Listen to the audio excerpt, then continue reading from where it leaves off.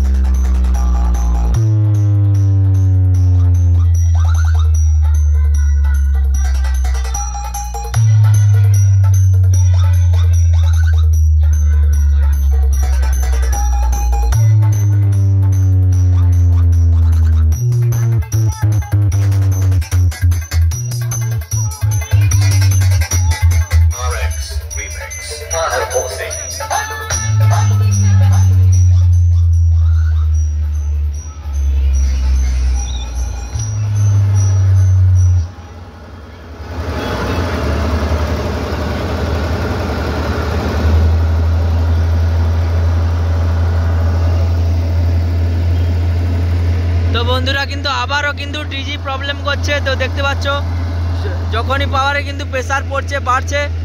তো এর আগের ভিডিওতে আপনাদের দিয়েছি, তো এখনও দেখতে পাচ্ছ যখনই কিন্তু প্রেসার বাড়ছে তখনই কিন্তু ডিজি প্রবলেম শুরু হয়ে যাচ্ছে।